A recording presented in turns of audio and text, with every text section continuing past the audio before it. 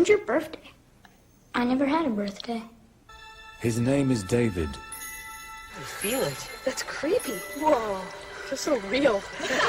In a distant future, in an age of intelligent machines, he is the first robotic child programmed to love and coexist as a member of a family.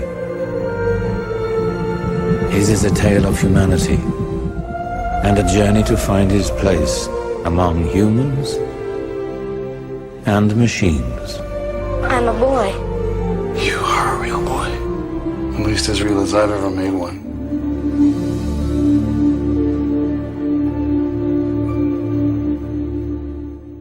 We don't really do like cold opens anymore as far as like the start of the show. So in practice, probably we'll just like pick the best part to come in at when we record. So Yeah. no pressure to like do anything. Yeah. Well, welcome to the Film Hole Podcast. I'm your host. And I'm your co-host, Raul. Our intro used to be so formal. Like we said what our titles were and everything. We had a script. Yeah, we did. What were your titles? I was filmmaker and Raul was scientist. Yeah. That was the hook. That is a hook. I'm hooked. Are you you a scientist? Yeah.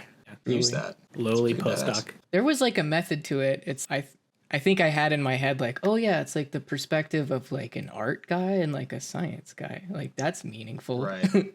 Like Yeah. left brain, right brain kind of thing. Right. Turns out that's not meaningful at all.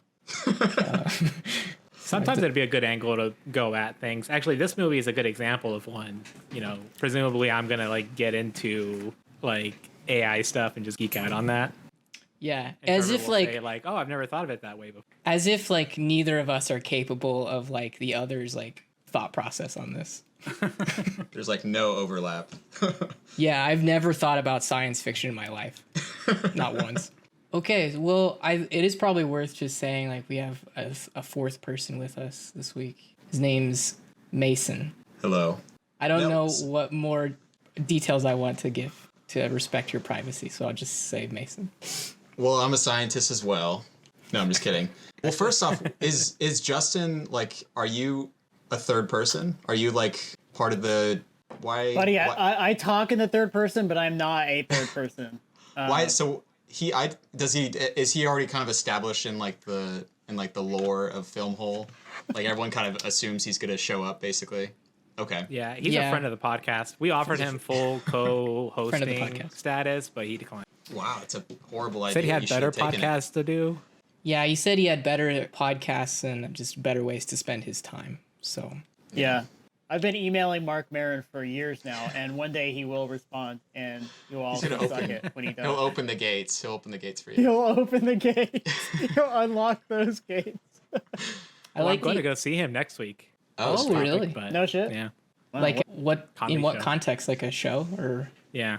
cool? I think he's recording it because like the front row, you have to call the box office to book those seats. Oh. Huh. So I mean, I'm not going to be in the front row, but Be cool. Yeah.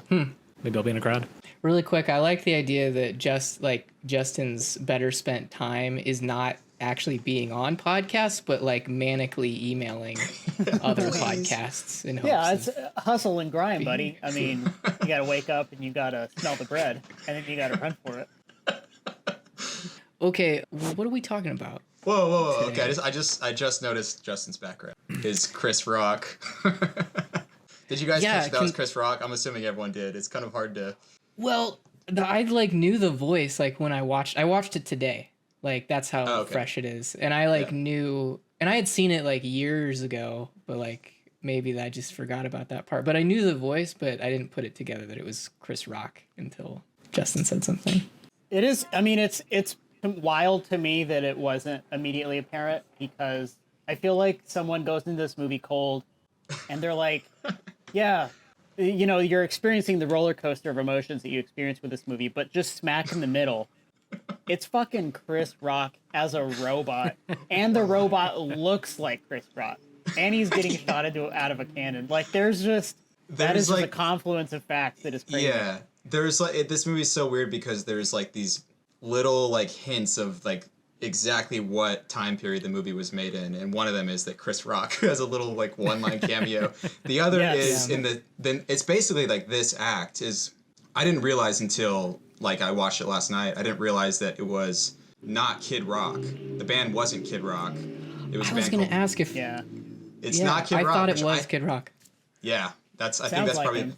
Yeah, it was Ministry, but yeah, which is like actually a better band, but they gave off Kid Rock vibe. Yeah. That whole part of the movie had like a very 90s steampunk aesthetic. It's like from watching it years ago, it's the sequence that I remember the most. Yeah. Is this like what do they call it? Celebration of life. Call it Flesh Fair. Flesh Fair. Yeah. Colon celebration of life, I believe. Right. Yeah. Right. And it makes sense that it's what you would remember because it is the most like bombastic, segment of the movie. Right. Mm-hmm.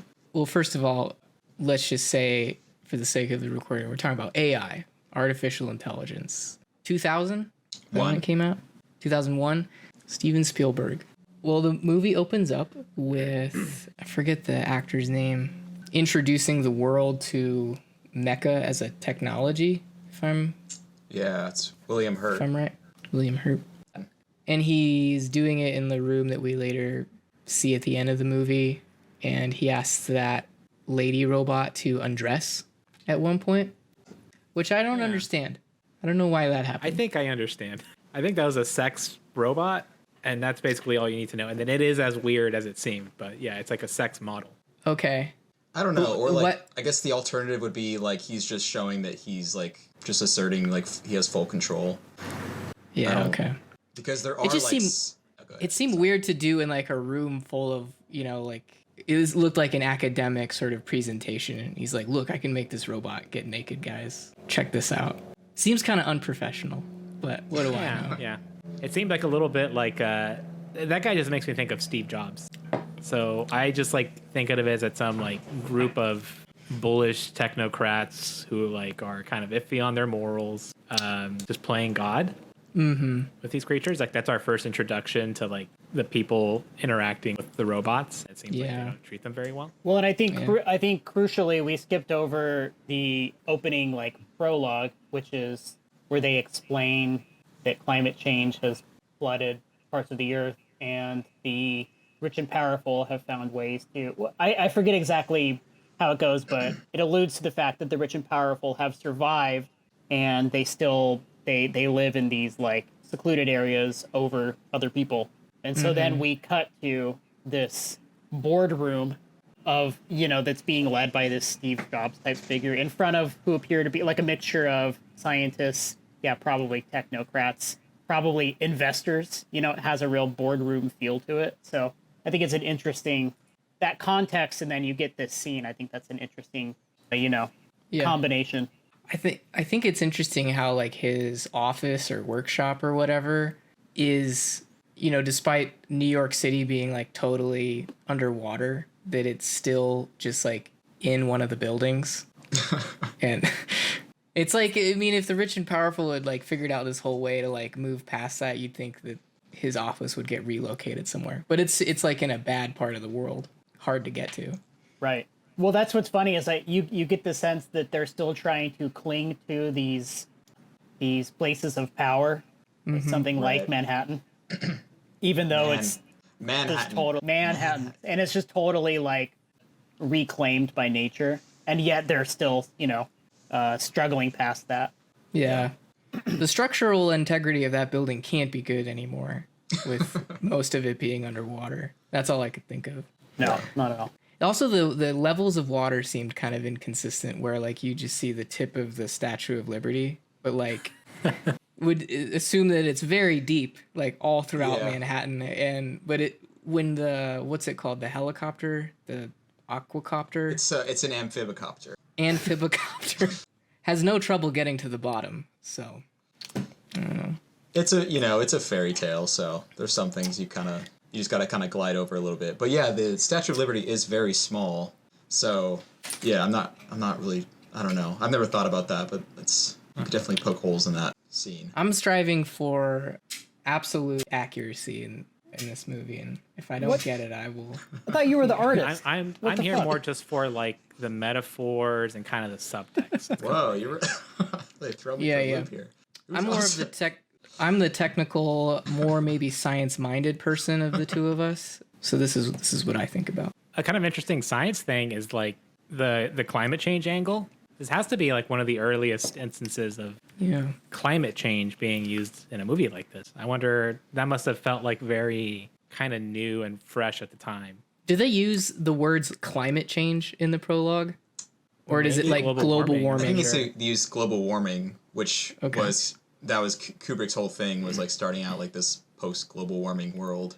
That's a good point, Raul. I can't think of like a very climate change centric movie before that. But then after that was like when like Day After Tomorrow came out, and then like the Al Gore's 2012 thing. Al Gore's thing. Yeah. Yeah. Al Gore saw this and he's like, we should probably make something addressing this thing. A videotaped PowerPoint presentation. Has anybody seen An Inconvenient Truth? Presentation. No, Yeah. can't say. Yeah, and it's such a pointed use of climate change too. Like it is a very front and center plot point. It's not just like a, something that goes on in the background. It's sort of the MacGuffin for the whole movie with the water flooding Manhattan. Yeah. Right. It's aged well as a device Yeah. for Spielberg. Yeah, very well. Seems accurate. So you teased this, Mason, like talking about Kubrick, because this is like part Kubrick, part Spielberg, right? Right. So do you want to contextualize that for the listener? Yeah, so this is really interesting because I've always heard this like classic take of this movie is like, oh, Kubrick started it, but then like once Spielberg got it, Kubrick died and it's like this wasted potential, like Spielberg really just took it and like just kind of ruined it, and like there's always this idea that like, Kubrick's vision of it was like the real thing. But like I was reading a lot about this movie, and Kubrick from the beginning, not from the very beginning, but for a while he was developing this, he was really thinking that Spielberg would be the one to direct it. And so he approached him, and Spielberg would like go to his like estate in like London. They were like when he was developing the story, and they were talking through things, and Kubrick got a lot of different writers and burned all the writers out because he's a, kind of a horrible person to work with. But for a lot of the time this story was being developed, he had Spielberg in mind. So yeah, I think that a lot of the story was fully fleshed out with Kubrick, and then Spielberg kind of took it. And I think it's what's so interesting about this movie is that it has like that warmth and like kind of very emotionally gripping side of Spielberg, but then it's like the story and the whole Kubrickian thing of it too. Totally. Yeah. I very much like feel the Spielberg in it as much as I feel like the weird, like dark parts of Kubrick. I also like, it was interesting skipping way ahead to the end, and we can go back to our plot structure. But like when the world freezes over and the aliens or evolved beings, whatever they are, show up. They are not aliens. That's another thing that I think people like were pissed off about, because they show up in their little cube and people were like, oh, Spielberg brought in aliens, but they're like with like advanced robots based. Is that what they are? Like super advanced. Okay. Yeah, they're evolved AI. Yeah. Okay. Really? Right. Wow. So there you go. I wasn't sure exactly what they were supposed to be, but like they're a higher form of consciousness, whatever. Like that part's clear. And they put David in like a little terrarium of his home, which is like exactly what happens at the end of 2001, where the aliens are like, oh, what's this thing? Like, let's put it in a box that looks like stuff that it likes, and and just like look at it. So I just not that that's like a direct like, oh, there's Kubrick in the movie. I just thought that was an interesting parallel between those two things. Yeah, and I That's think a great parallel. There's Kubrick. Yeah, totally. And I think it's funny because, and correct me if I'm wrong, Mason, but I feel like a lot of people see that ending as like a sappy Spielbergian ending, but it's depressing. absolutely It's not. horrible. It is It's so haunting. bleak. Yeah. It's so haunting. sad. And I mean, that's Kubrick through and through, right? Like Yeah. he just has this really, I mean, he's not without humanity, but I think he just has this really sterile and suspicious view of humanity that I think you can see echoed in that ending. Right. So yeah, it's pretty, I mean, It's very bleak. Yeah. Well, it's super bleak, but it does have like that narration of like, and then he went to sleep and went to the place where dreams are born. Like it's kind of like wrapped in like a nice little like here's the end of the story way, but it is like on paper a horrible, depressing way to end the movie. Right. So there's like both. Yeah. The whole movie is just downhill from the start. Yeah. Right? I mean, it's just like emotionally, you just keep feeling worse and worse. Yeah. There's some like, you know, you catch little glimpses of like hope and the whole I really do like I love the relationship between him and Gigolo Joe. I just think Gigolo Joe is such a freaking amazing character. I don't know why he decides to like adopt, you know, David as his little sidekick or whatever, but I think that they like their little adventures. Yeah, totally. Yeah, he's a standout character for sure. The way he moves, it's so smooth. Like he is just like he's so well choreographed. Like I think Jude Law was like perfect for that. Yeah, his physicality is great. He's very he's like Fred Astaire. Yeah. And I like that Gigolo Joe doesn't treat him like a child. He treats him as sort of a child in the sense that he knows that he can lead him places and keep him safe. But also like Gigolo Joe just shows him these giant like naked lady buildings and talks about sex to him and stuff. And you never feel like he's like trying to protect him in that way. He's just a sex robot with a child robot. Yeah. It's a funny dynamic. They hit the uncanny valley like throughout the movie, like where they're almost human. It's like you're almost looking at a man and a child, but they don't talk to each other right, and they just like don't step around puddles. They just like step right through puddles. It's true. Yeah. Do you guys ever see? I don't know this show outside of just like internet memes, but like the greasy haired guy from Lazy Town. Do you know what I'm talking about? I know who you're talking about. He looks like that guy. Yeah, he looks like Gigolo Joe. Just really artificial looking. Just Google Lazy Town. You'll see what I'm talking about. Yeah, like the way that Gigolo Joe doesn't also notice that there's like blood on that woman who is murdered. Yeah. Which I was watching that part and it's weird that just like never comes up again. Like I guess that's the reason that people are chasing Gigolo Joe, or he's like a wanted mecha. Sure.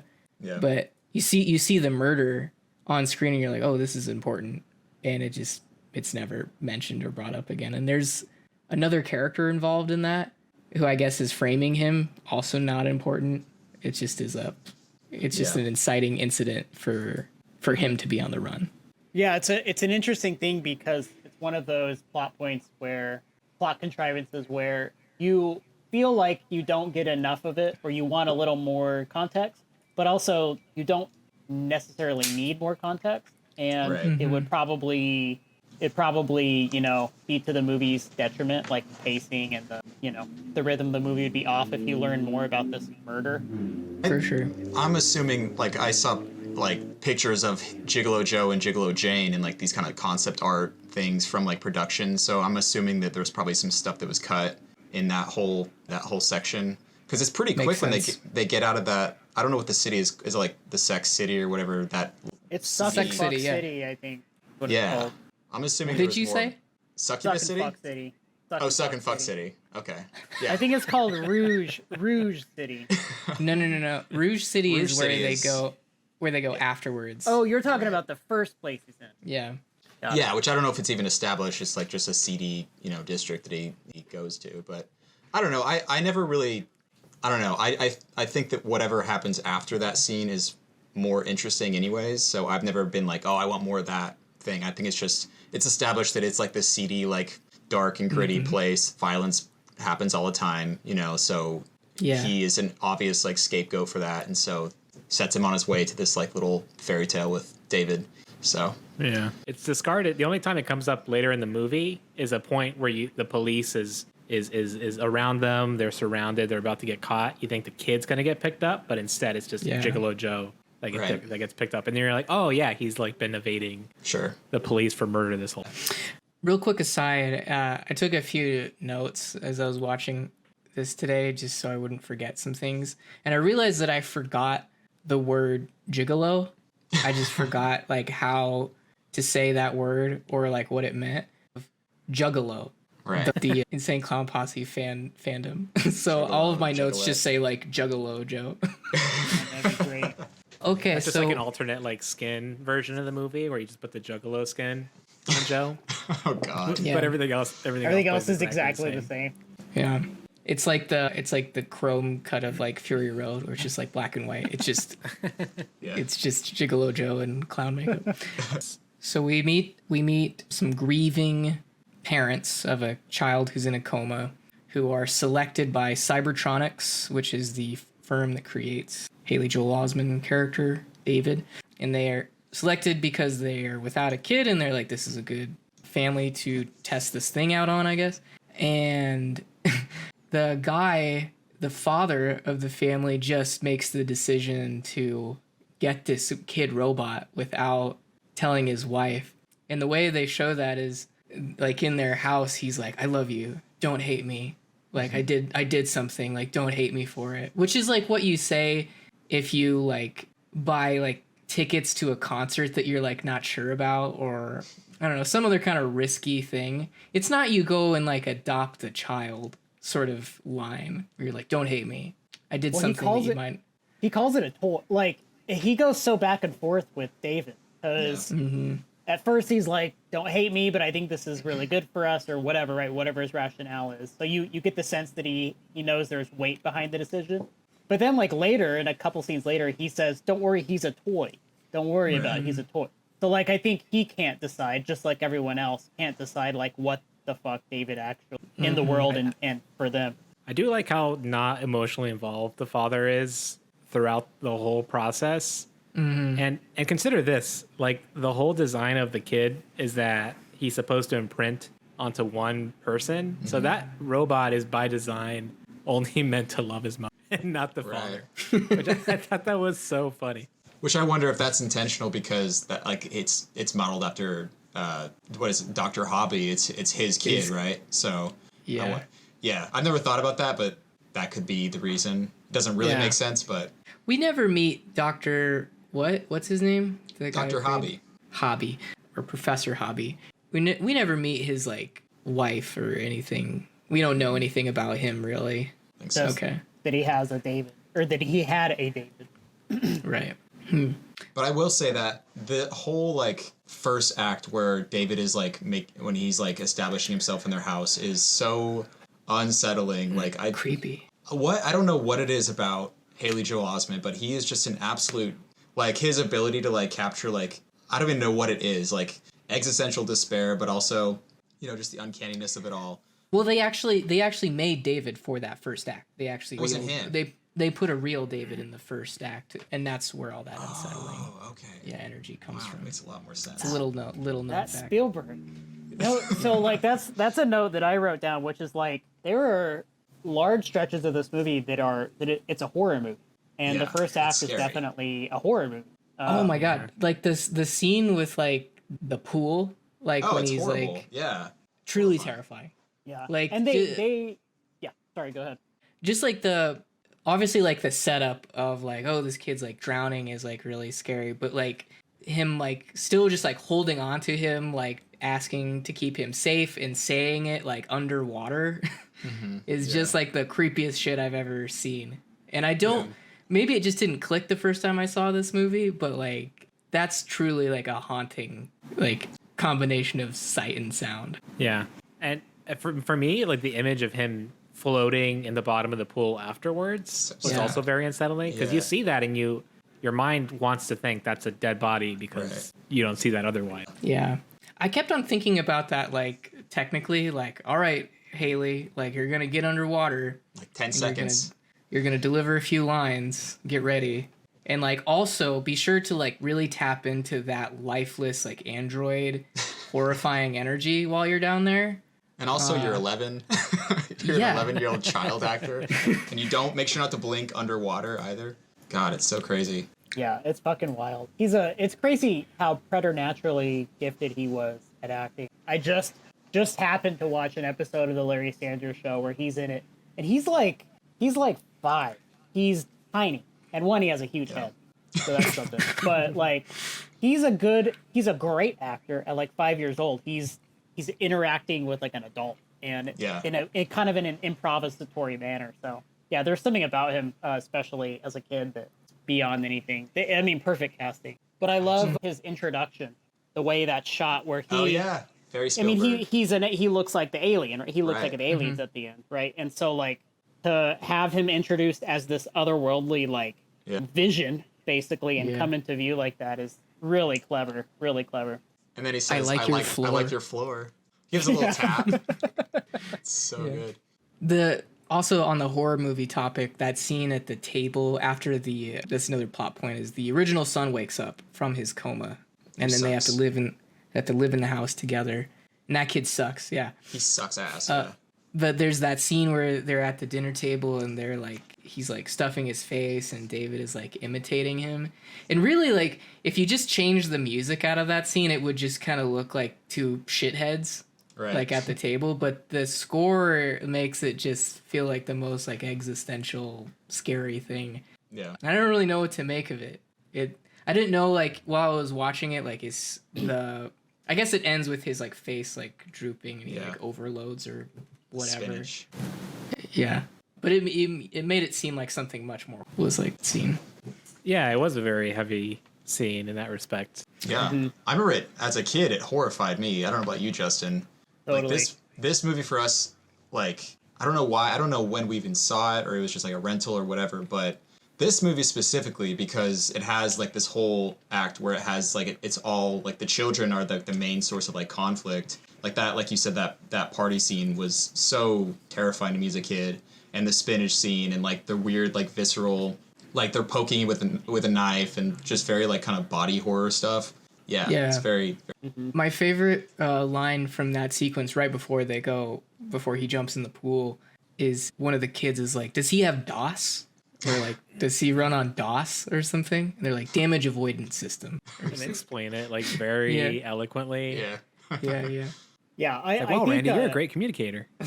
I think the way they set up the various misunderstandings that Martin leads him into, I think is really well constructed. You have the scissors, you have the pool, and I feel like there's like another one.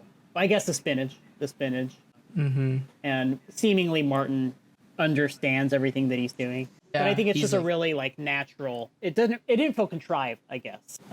Or even that malicious. I don't think like the spinach thing is just like him being like a kid, like a shitty, playful kid. The pool thing, it wasn't even directly his fault. It was just like his friend decided to stab his brother, and he had he's this, just like, a self-defense mechanism. Yeah, he's just a shitty kid that like knows how to push buttons. and he's a toy, so it doesn't matter, right? Yeah.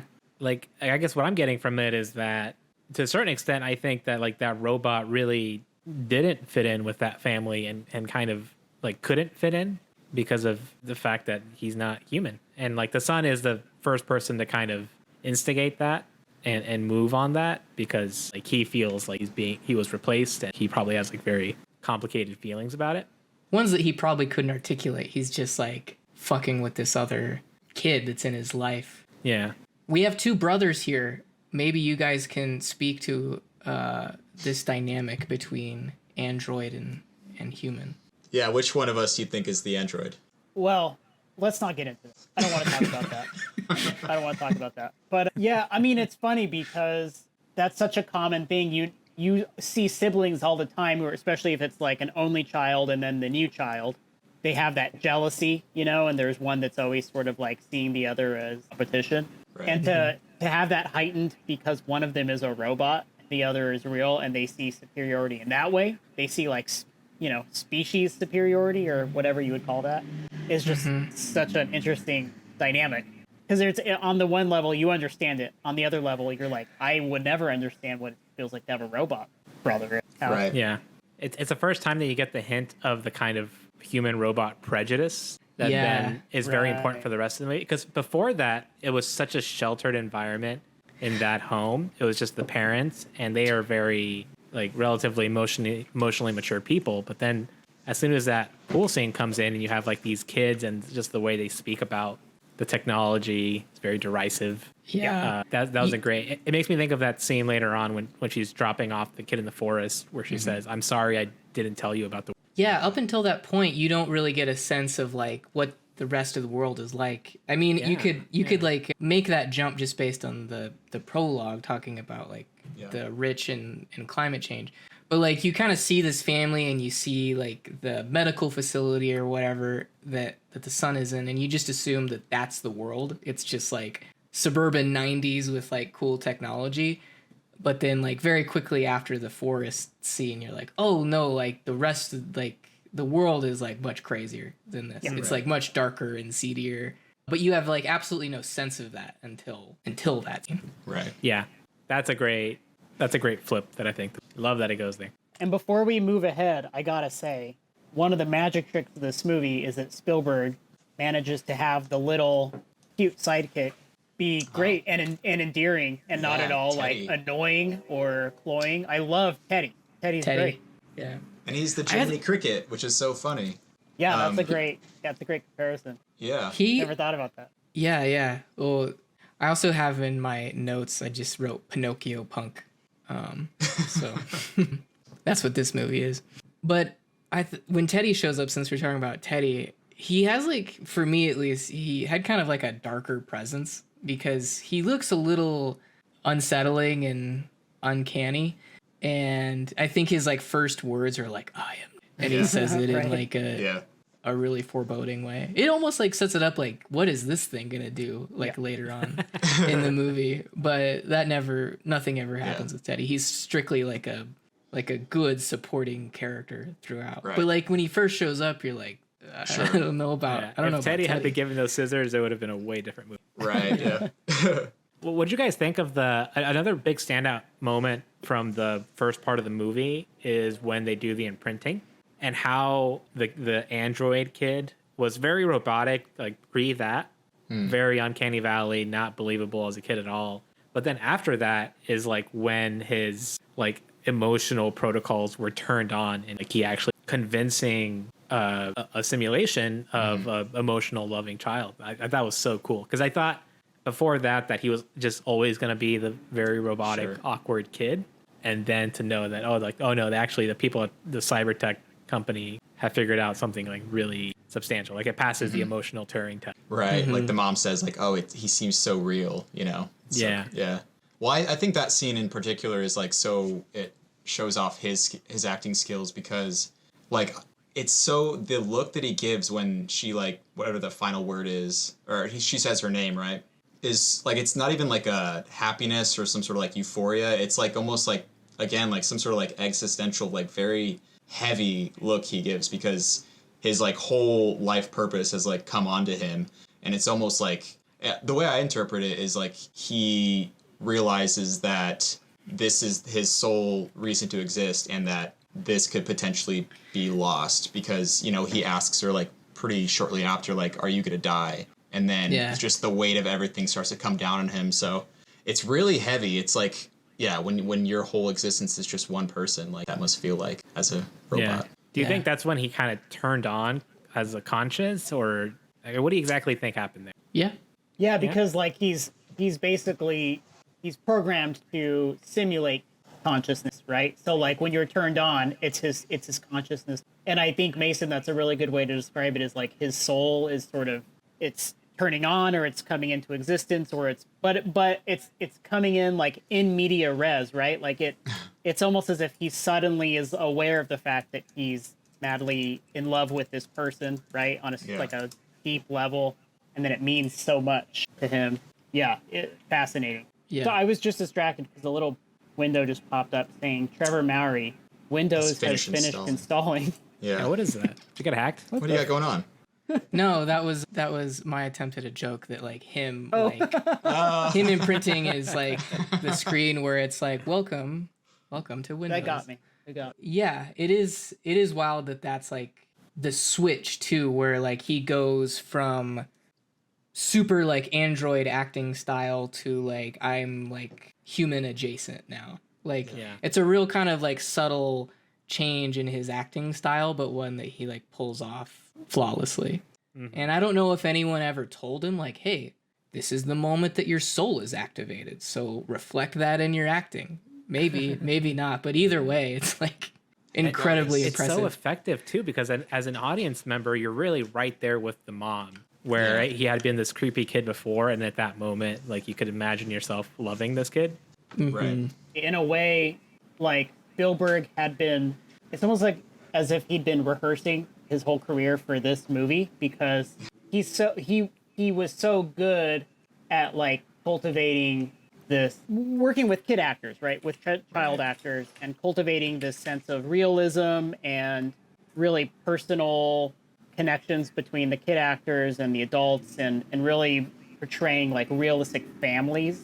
And I feel like this movie is like his ultimate challenge, which is like taking a kid and directing him in both roles as a robot and like a robot pretending to be a real boy. So there's multiple layers of, you know, mastery at work. You're not just acting, but directing too. He is a master. I think this movie is so interesting because like in terms of Spielberg as a person, because I don't know, I think of like him and Kubrick especially, because they're both very obsessed. They've always been very obsessive people with movies, and it does seem like pretty like a good metaphor for their worldview and their whole life purpose as movie directors, who that's all they focus on forever.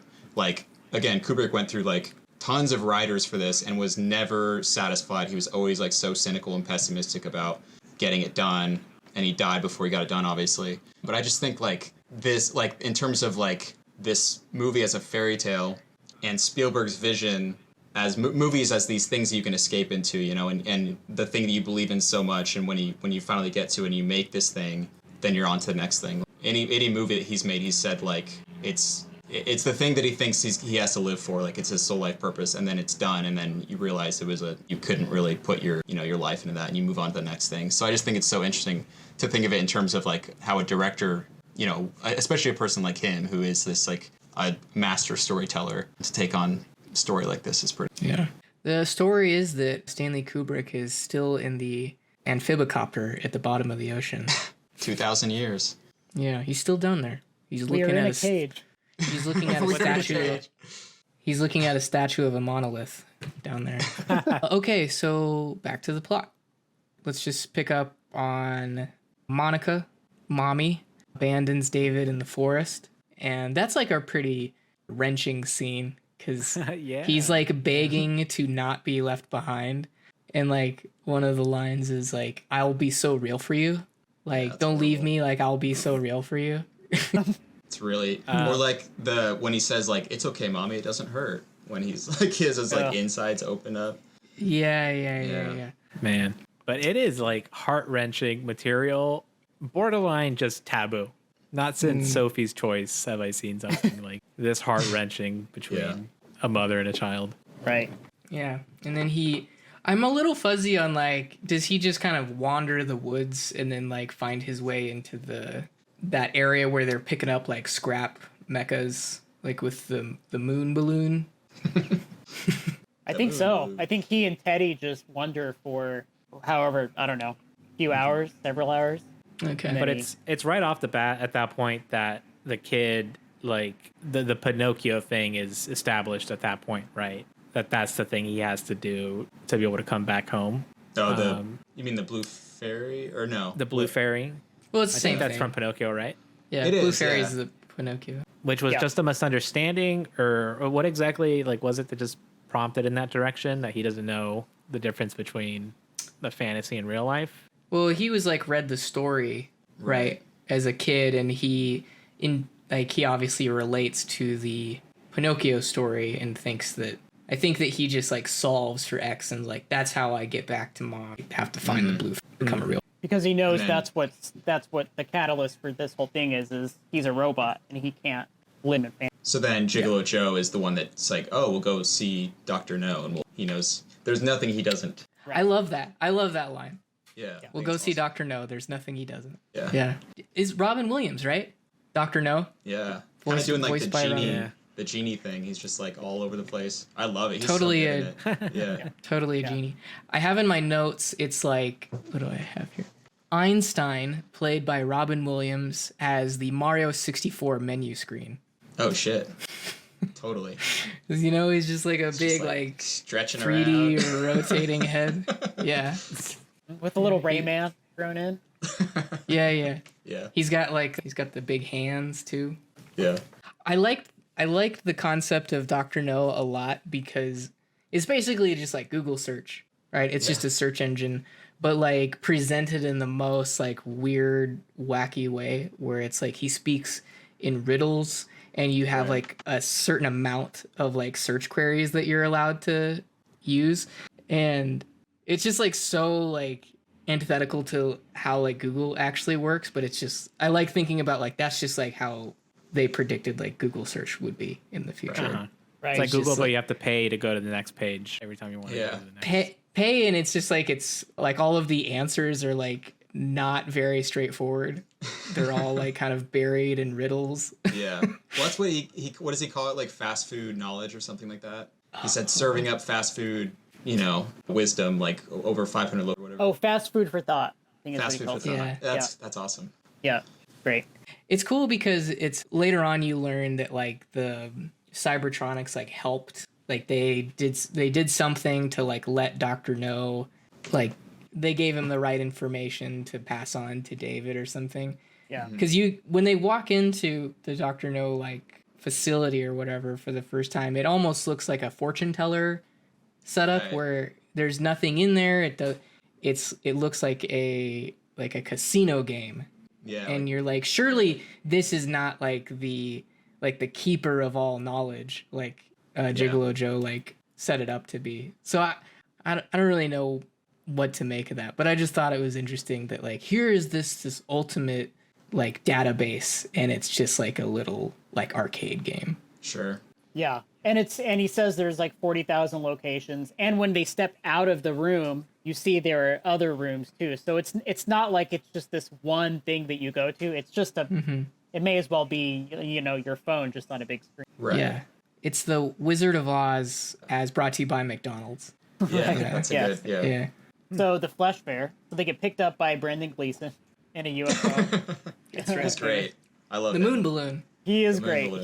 He's in his like weird, post-apocalyptic garb where he's like this Duster. outlaw guy. Yeah, Why he is has he? a duster. Why is he dressed like Van Helsing? Yeah. Because I think you get the sense that he thinks it's cool and that he's like this rogue, He's like authentic. robot killer. Yeah, because Yeah. you look at the other dude at the Flesh Bear is dressed like a sitcom dad from 2001, right? Yeah. Like he has like Yeah. the standard gray T-shirt. Yeah. Yeah, he's and like button-up this- shirt. And he's also kind of like a circus barker or whatever. He has like this kind of, like entertainer vibe to him too. So Yeah. I think it's just, Yeah, which is I was very intrigued by like the dad who was like at the console who was like controlling some of the stuff, because he had like a daughter who was there who noticed David, and he seems like the most normal guy in the whole movie. That guy. And I'm like, I want to know more about this dude. Like, what's he think about all of this Right. mecha Why nonsense? do they do that? Does he come up later at all? Like, why did they go out of their way to make that character seem of the suburbia as opposed to of the slums? I don't know if we're led to believe that this is necessarily like this sort of Mad Max slums. I think it's just like normal. I think these are normal people, because even when they show the crowd, Yeah. it's just like your average like football stadium goer, Yeah. right? Like they're just normal Yeah. people. But I think we're supposed to believe that this is like this is what people really think of robots. A lot of the public is just they're abominations. They're taking our jobs. They're not real. Yeah. They imitate Yeah. life. Okay. Yeah, that tracks better. I was kind of like taking that flesh fair and extrapolating the rest of lower class society from that. Right. Yeah. Yeah. And it wasn't quite. Well, they wrap it in this very kind of like Mad Max, like monster truck rally way. But yeah, like as evidenced by like the guy who's at the console, he seems very normal. And like there's those little kids and like the person at the gate who's like asking people if There's a Teddy lost and found. belongs to them. Like all that seems like very normal.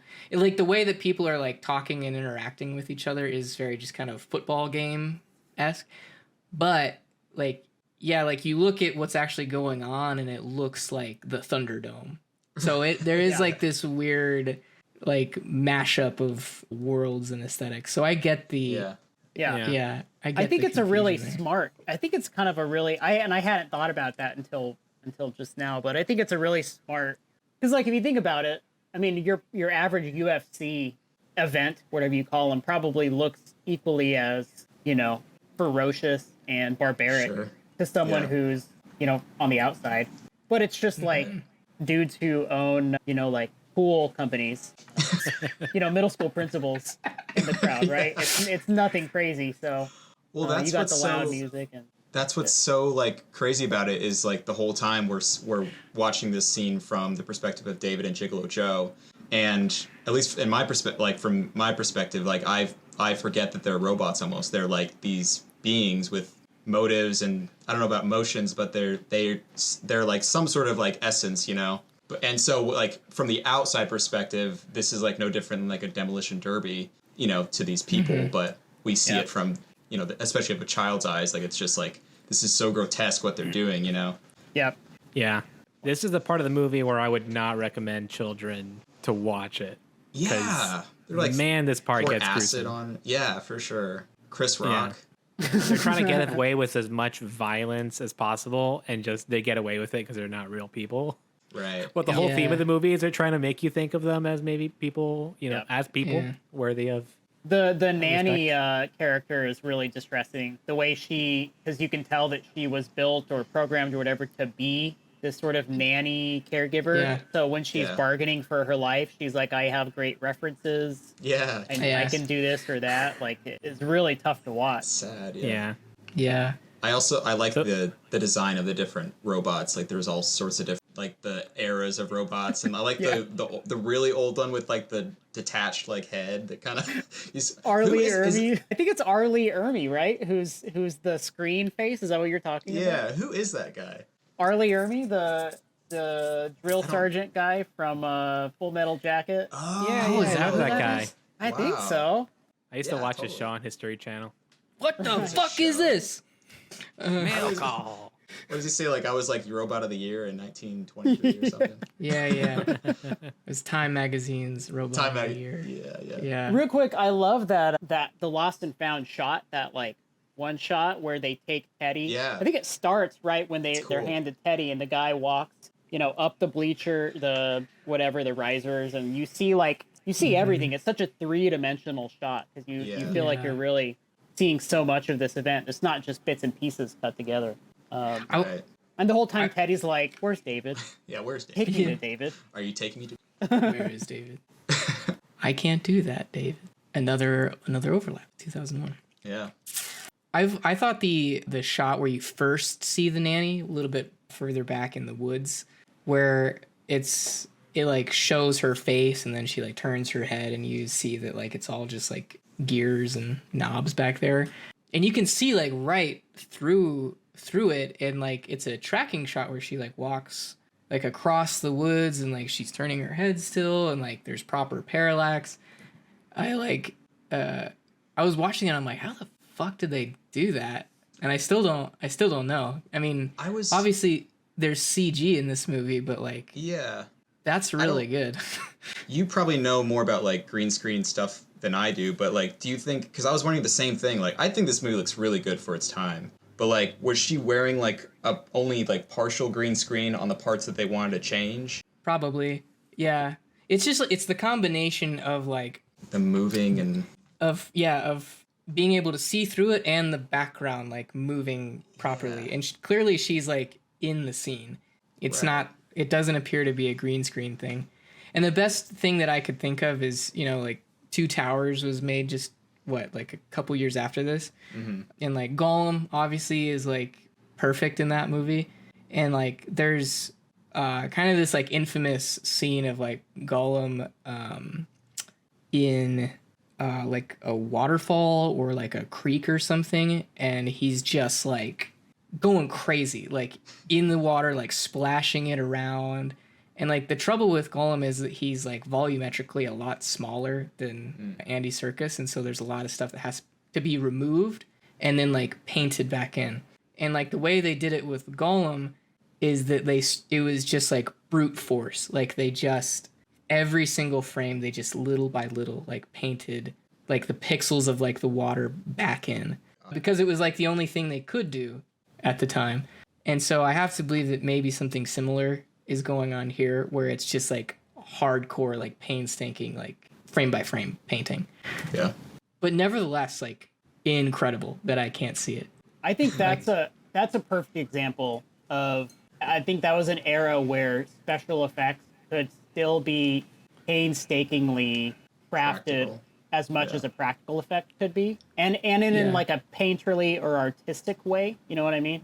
Where there had to be a vision for it. It wasn't just like a hand wavy, oh, this will just be that. You know, it has to be like, let's drill down into what does this look like? How does it affect the viewer? What does it mean to be on the screen, etc. I feel like you and I, Justin, have talked about this, or maybe all three of us on a separate episode have talked about like this era in particular was like the peak of CGI utilization in movies, because it wasn't a crutch at this point, but still very advanced. Like it you could totally like get away with like fully digital effects, but not in a way that you relied on them. It was strictly used as an augmentation of like existing effects. And that's where you get like the best special effects to ever exist, is like when those two worlds like worked seamlessly together.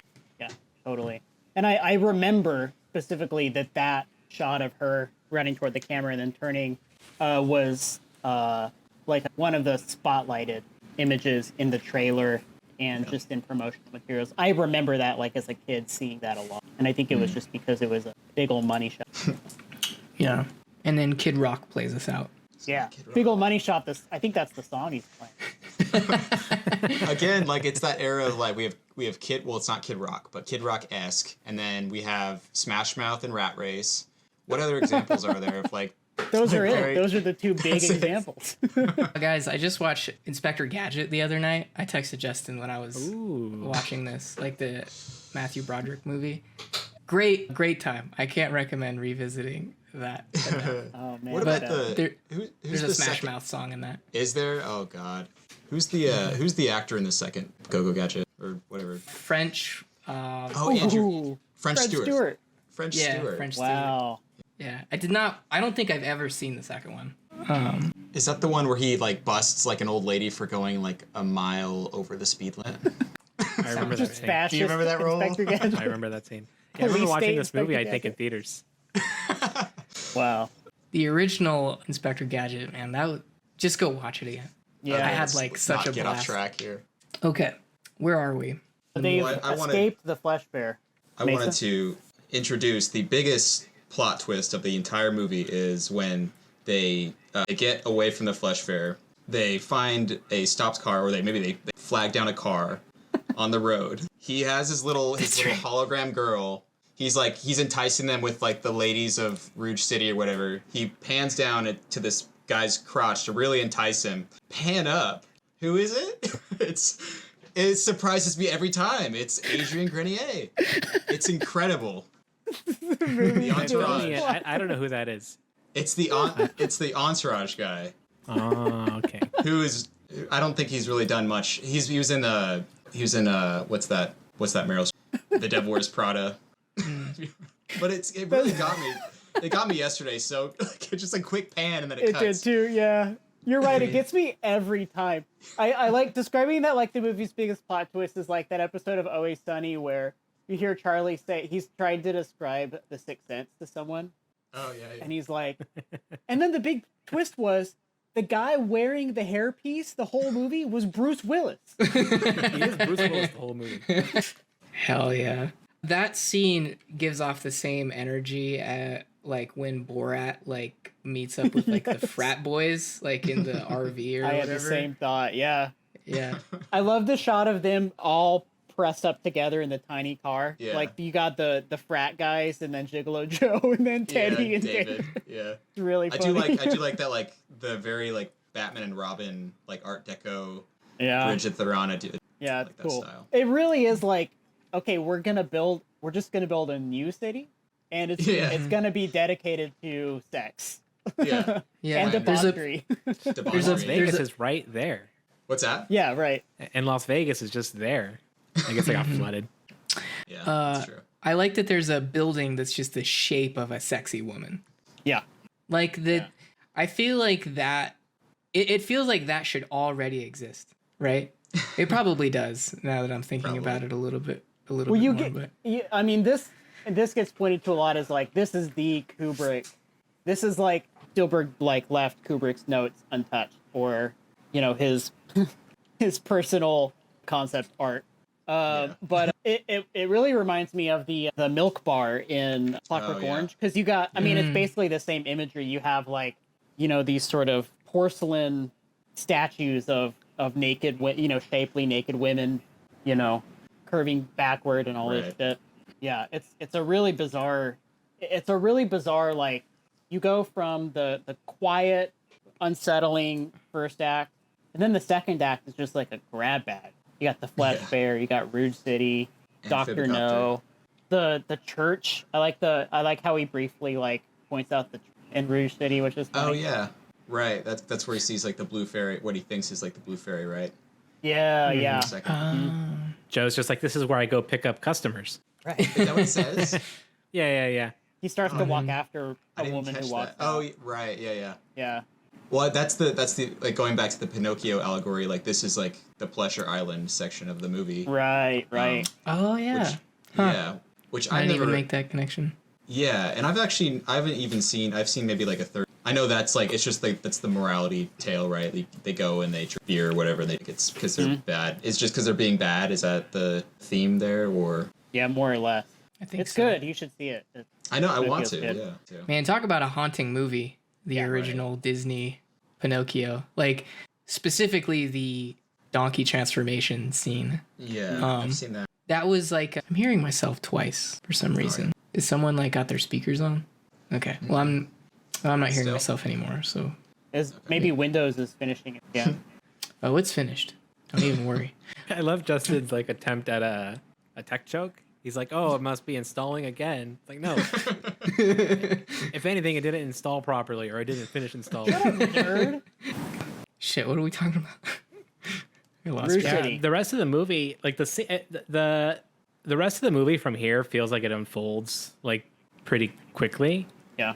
Just like plot wise, like they get to Dr. No, he tells them about the place to go. They go there, he finds out that he's just a robot and nothing more. Or at least that's like they're making a bunch of him for entrepreneurial purposes. Falls in the water, uncovers the statue. Oh, yeah, well, don't like that suicide scene is horrible. Like that's so he is incredible in that scene. It's so depressing. I like the scene right before that where it's like a zoom in like through there's like the Davids and I can't remember what the female is called, but it zooms in and then there's this like look on his face of like it's like utter despair, and then it's almost like this like acceptance of his fate, I guess. And then the next scene, he's like about to commit suicide. It's like it's so depressing. Yeah, is that after he like destroys the first David? The other David, like, I'm David. You can't have her.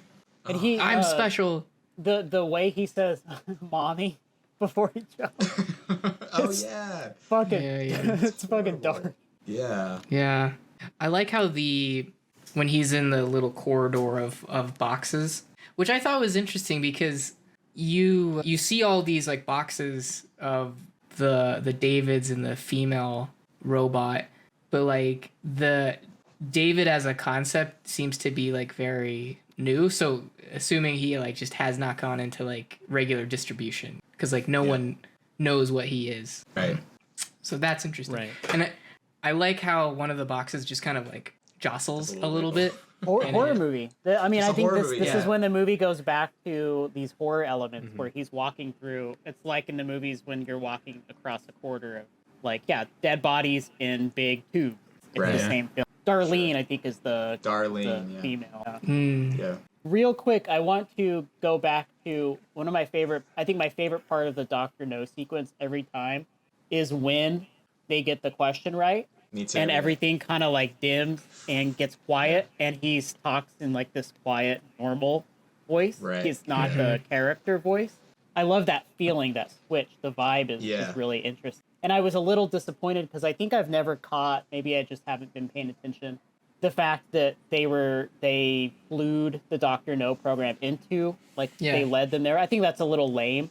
I kind of always liked that.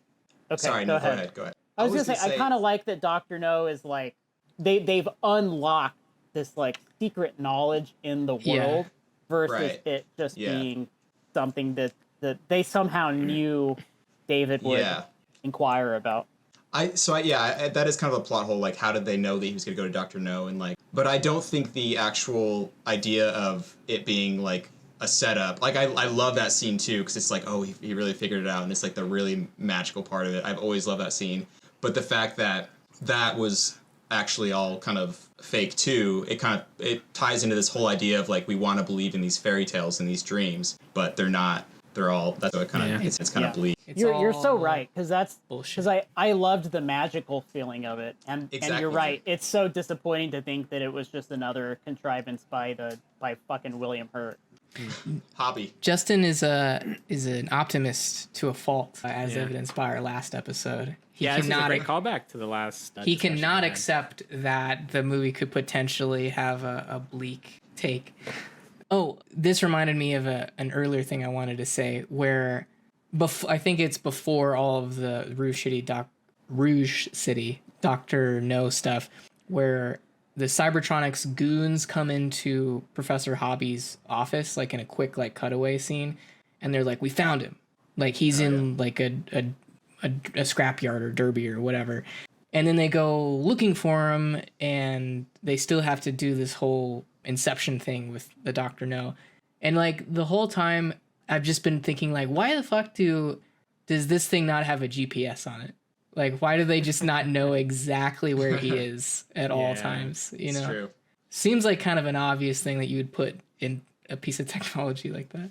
Yeah, how do they find him then? Because that's what I thought watching the movie was, oh, he does have GPS in him to a certain degree, and they just hadn't like pinged it correctly, or I don't know exactly, but like, do you think that the flesh fair?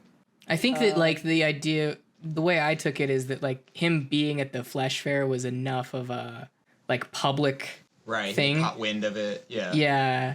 Maybe there's like a database that he's entered into when he's scanned there or something.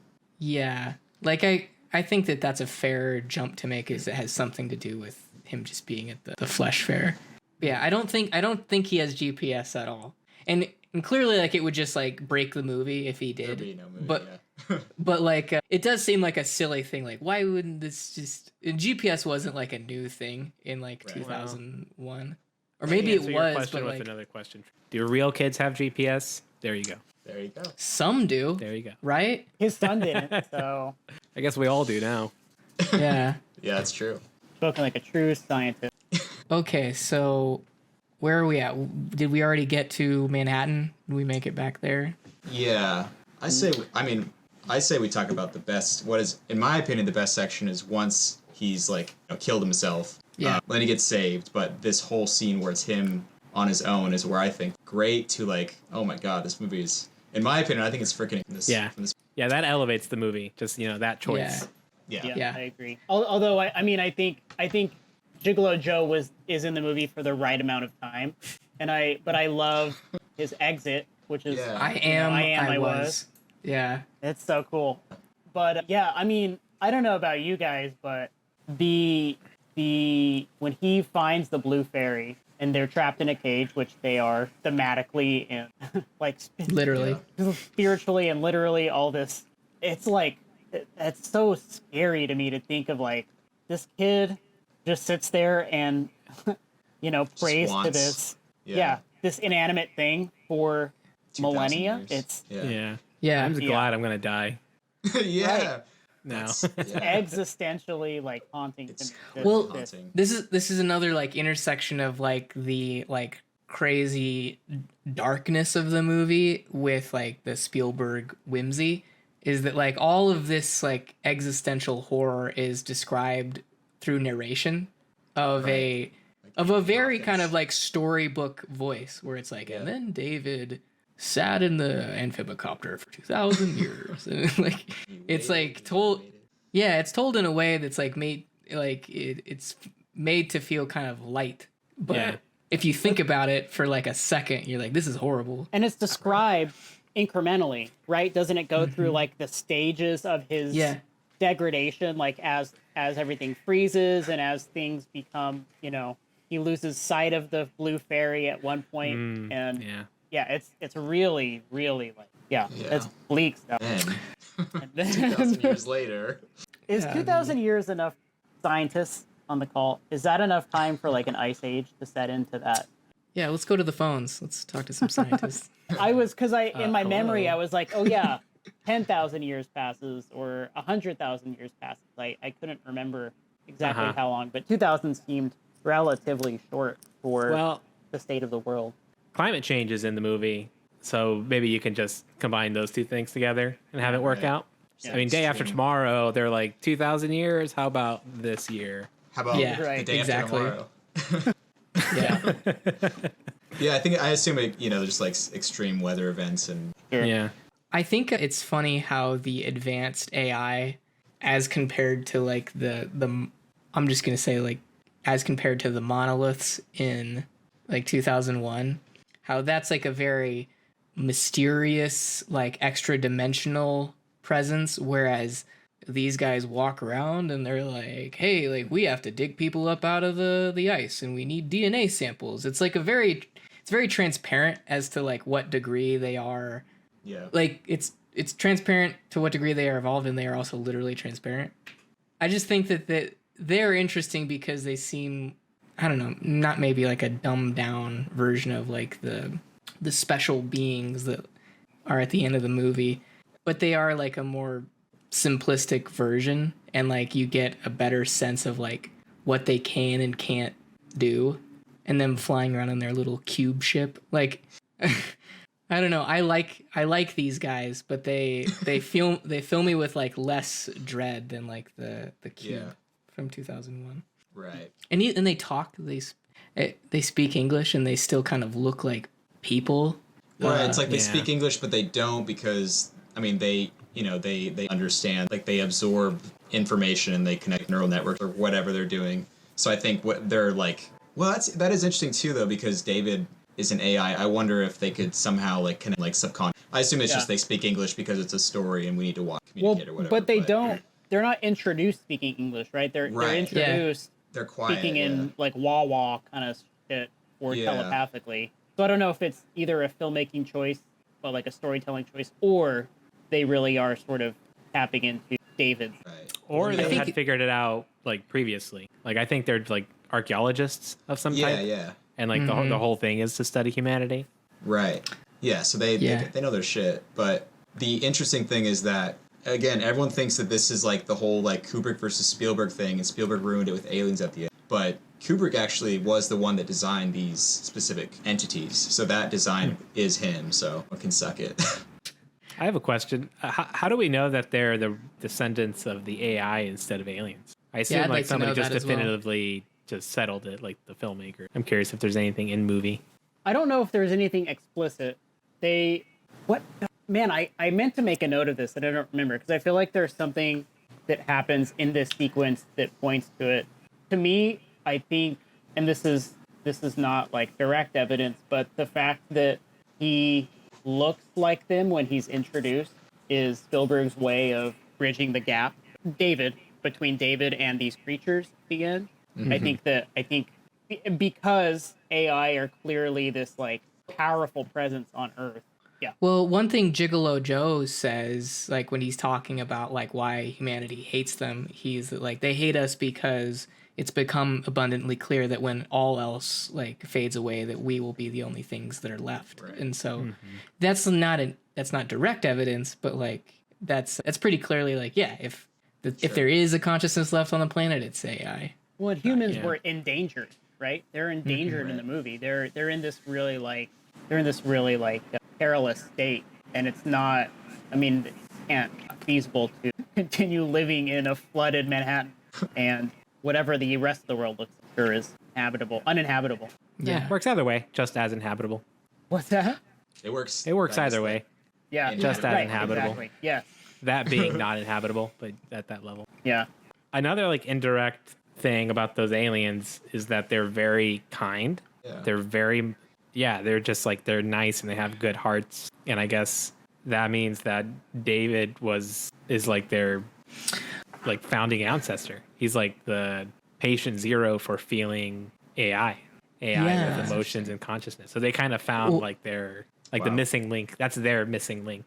Well, the AI says something like really profound about like humanity and like why they're interested in humanity, like at all. He says something about like how humans like created all of these things and art, and like clearly they must be like the key to the meaning of existence. Like the AI is like, that idea like eludes them, and like humanity, this extinct species, this ancient species, like was the key to that, and that's why they're digging them up and trying to like learn more about them, which I think is really interesting. Well, that's super cool.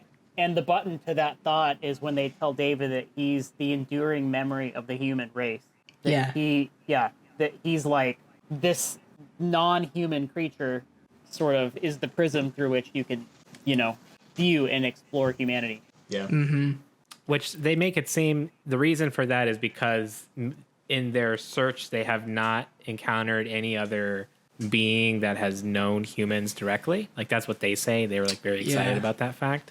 Not necessarily because he's like the first AI with human emotion. Like that didn't really come through too much. Just the fact that he knew humans. Yeah. Yeah.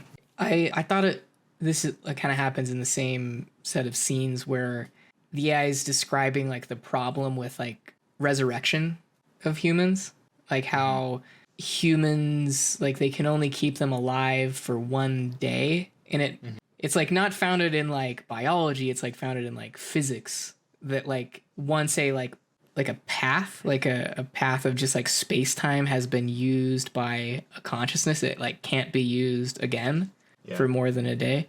I had a hard time like following exactly what he was saying, but like I thought that idea was interesting, that just like, a life is just not something that's like replicatable. Like it happens once and that's it.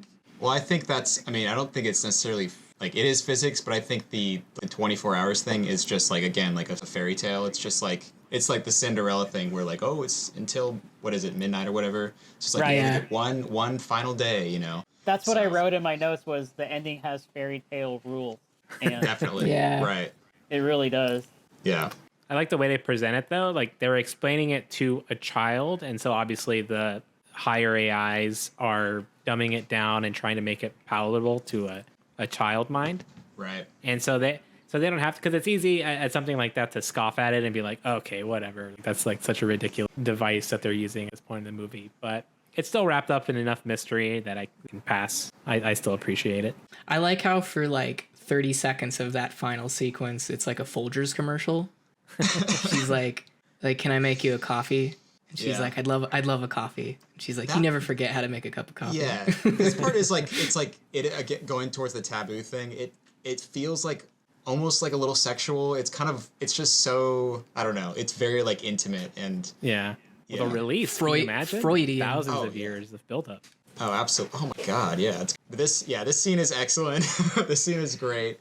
I like that he has his little drawings and it's all the care met along the way, and she's like really, you can tell she's really. It's really funny. And the narration says we warned him not to tell her like too many details. He knew she wouldn't know.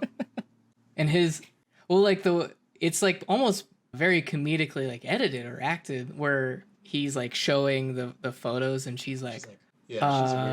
Yeah. This is where they ripped our bodies apart. But gosh, just spends the perfect day. That's a perfect Sunday right there. I don't know if you guys felt this, but like, it makes like sense like in the script to be like, like one final day. Like that feels appropriately like poetic and fairy tale-y. But like the whole time I was just like, a day is nothing. Like, oh my God, dude, I don't even know what happened today. Like you telling me I get like one day to like fulfill my like eternal sense of purpose. Like that fucking sucks, dude. But his entire life, he's never been fulfilled. Like he's lived for that moment of actually being loved. To wait 2,000 years for it, like pass it up. To me, the depressing thing is the aftermath, where she is like obliterated out of the space-time continuum. And what is he? He is like he's cursed, you know, forever. Yeah, and you don't know to what extent we can trust the narration, because when you say that he finally goes to sleep in dreams, you're implying that he's becoming a real boy. But in reality, we know like that very much is probably not the case. It could be that he's somehow transcending, he's evolving like these beings have evolved that we meet. But more than likely, I don't know, that's just a fairy tale construction. Like it's hard to pin down like what the movie wants us to believe, if it wants us to believe anything. But I think that ambiguity really heightens the like just existential confusion that's in. Yeah. It's like it could go either way for me. Like, is he okay afterwards, or is it worse than before that he's gotten what he's wanted, and now he will never have it again? Because all he's lived off entire life is his hope, and then that has been like decidedly taken away by the. I don't know. Why is he dreaming? Is he dead? What's going on? I hope he's dead. I hope he's dead too. Off. Yeah. And just like the fact that he like how the lengths he's willing to go to get what he wants. Like he's gonna like, eliminate her existence because he wants him to love her. God, not Yeah, good. it's kind of selfish. Yeah, exactly. Yeah. Right. Well, and that's what she did to him, right? Like she wanted to be loved, but she could never give him the same. You know. Yeah. Yeah. Yeah, and I love how you really get the sense that this is like actually happening. Like her consciousness has been reanimated to a certain extent, because she's like, what's going on? What day is it? I don't know what's really happening right now. Right. Yeah. But doesn't question where her husband is, where her child is, like nothing, like none of that. Right. Yeah. It's very dreamlike. Right. Yeah, it is dreamlike, but like you feel like, yeah, maybe there is just a terrarium where this is happening. It's in physical space. Mm-hmm. Yeah. Poor Teddy. I hope Teddy's okay. I know, just all alone. Yeah, man. He came through. He saved the day.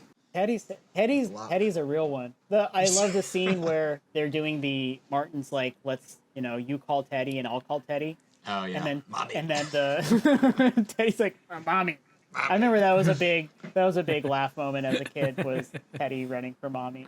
The way like Teddy moves in this movie is like really bizarre to me. Very it's rapid scuttles. It's a puppet, right? Like I was trying to really CG. It's a very it's like a very great puppet with CGI when they're moving, but they built like a very sophisticated. There was like a stat, I need to find it. Like there were more moving parts than in like another movie that was. Oh wow! So like animatronics. It's a very like sophisticated animatronic. Yeah, because the way he moves just felt like puppetry. The static shots, he is like a puppet, and then like the wide shots where he's like running across the screen is CG. But it still looks so good. I think. I would argue. I would push back on that. I think that was puppetry. The way when he's running and stuff. I think that's puppetry with digital magic. Yeah. I don't know. Maybe paint out some wires or something. Yeah. It was Jurassic Park, so it had more moving parts than the T-Rex. Which is crazy. Wait, Teddy did?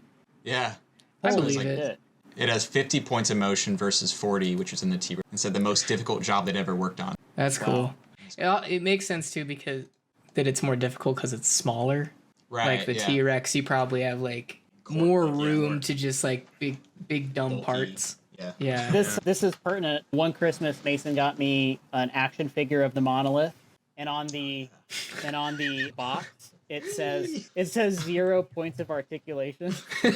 it says 0 points of articulation, and then it's full of stars. That's great. That's so funny. It was really just a hunk of plastic, or what? Well, it's in the the clamshell casing or whatever, and it's just like the monolith. But it's like it's packaged like an action figure, so it has the selling points, flashy selling points. I love that used to be. I mean, it probably still is a metric for how cool a toy is. Is like how many points of articulation something has. Yeah. Action grip. Yeah.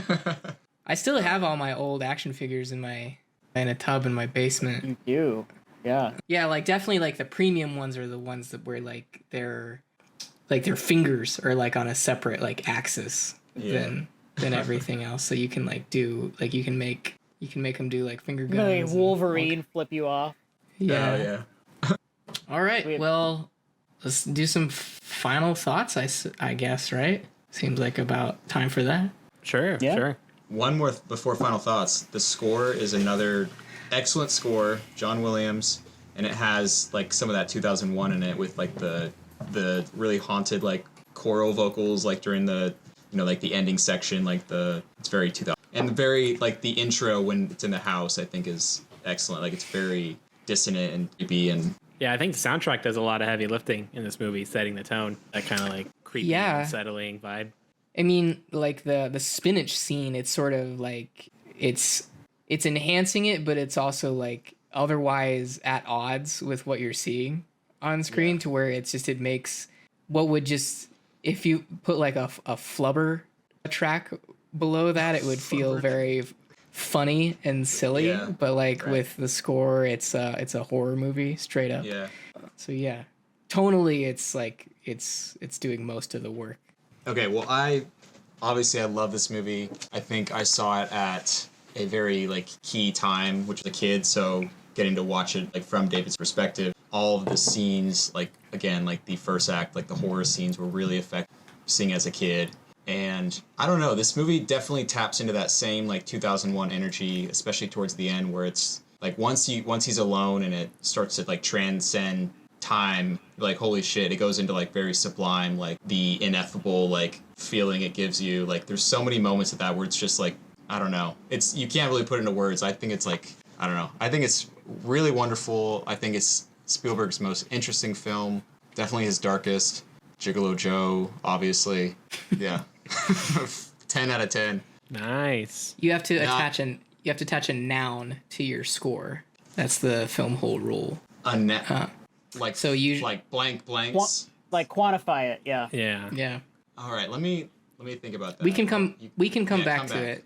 I can go next. So the first time I saw this movie was not super early. I think I watched it in college, and I didn't give it the attention and patience that it deserved. I thought it was going to be more of a sci-fi movie, which really it's not that much of a sci-fi movie at all in tone and subject matter. And so I remember that like it kept giving me, there's where my expectations were of the movie and what the fuck the movie was doing on its own accord. that made my first watch through just like not very sad. But on the rewatch, it's like climbed way up. Such a absurd, dark movie, and it just makes you question your humanity. And yeah, that final scene with him just waiting 2,000 years in the eye, mind bent. Because you just kind of like it from last week, like 2,000 years of longing. 3. Did you guys cover that? 3,000. Yeah. Oh, it's up. I just watched that movie, so I'll go. Oh, nice. But yeah, so that's interesting. That movie has the exact same thing of like a human mind, or not human, but like, a human-like mind waiting for thousands and thousands of solitude. The kid doesn't go crazy throughout that whole time, which is creepy. Yeah, thoroughly creepy throughout. Loved it. I'll give it a 9 spinach dinners out of 10. Ooh, that's good. Yeah, spinach dinners. That's great. Oh, can I just like put in another thing about the food? Their food is so weird in this movie. It's really weird. And you know what it is? It's like near apocalypse type food. Like people are just like basically like living off these ration type things. They're probably lab grown, but they don't have like the full agriculture thing that we. And the spinach just looks disgusting. I was definitely like turned It's like off black. from spinach. It's gross, and just, I mean, it melts his face. So obviously, like I was pretty turned off by it when I saw it. It's like the whole meal. I think they're just eating a spinach meal. Spinach, another spinach meal. Yeah. Tasty wheat. I can go next.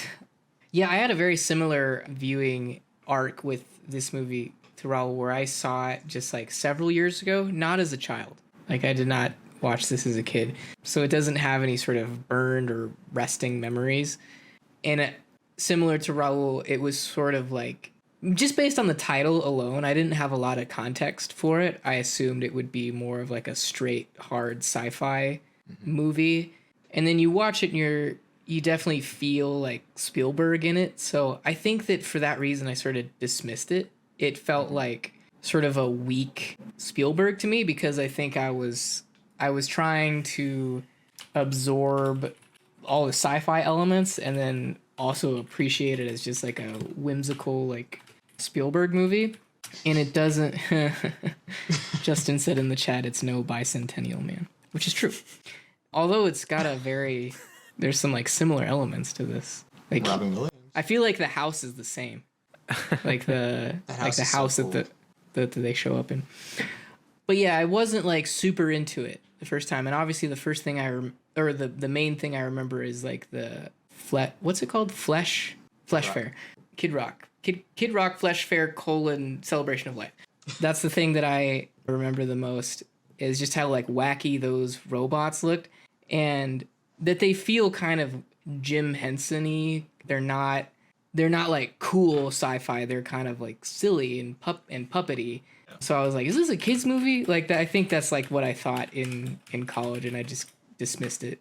But also similar to Raul, second watch was a massive improvement, and this shot pretty far up on the list for me. And yeah, it's like more of this like existential, and I think that only like recently when we started talking about watching this movie did I know that Kubrick was even part of it. I don't think I understood that context at all, and that makes so much more sense to me now. And like being able to just know that and square the whimsy Spielberg stuff with like the dark dread of Kubrick just makes me able to digest this movie like much more appropriately, and like I can enjoy it to its fullest potential for that reason. But I loved it. I'll watch it again, and I will show it to the version of my David that I eventually will purchase in maybe 2035. And for all those reasons, I will give it a 9 dancing holographic strippers out of 10. That's great. Yeah, I think me and Mason must have seen it, and I remember as a kid really liking it. It really made an impact on me, but not any more than like any other movie I really liked. I don't think it was until like probably college, went back to watch it, where it really hit me. Everything we've talked about, like how much of a gut punch the movie can be, and how like haunting it is, and how much more it is than I thought initially. So I'll echo everyone else. I love this movie. I think there's nothing else quite like it. Just the mixture of emotions that it evokes, kind of like what Mason was saying. Just like almost like the sublime. Once you enter this, when you enter like deep time or something close to deep time, and beings existing on that scale is just like that kind of sends them to a whole other place. So yeah, I think it's a beautiful movie. I think there are parts that are a little like lumpy, or they made some unusual choices, but overall the movie succeeds by force of really interesting themes, incredible acting, and just some really strong directing. I will give it 9.7 mommies.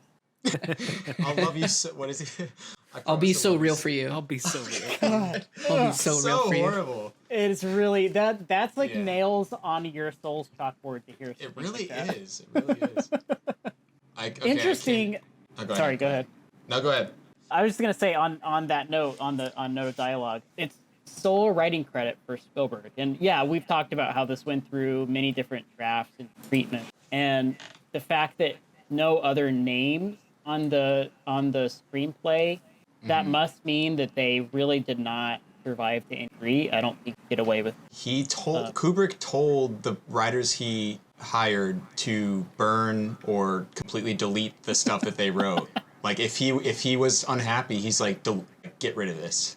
It's crazy. He was so controlling about it. It is crazy. So I mean, to think about it then as this being, even though it was a close collaboration between Spielberg creatively, having the screenplay be a sole writing credit for Spielberg is really interesting, because there are aspects of it that I wouldn't think of as Spielbergian or ability. Oh, and then one more thing on the credits, there is a special effects technician named Stephen Scott Wheatley. So Wow. We're royalty.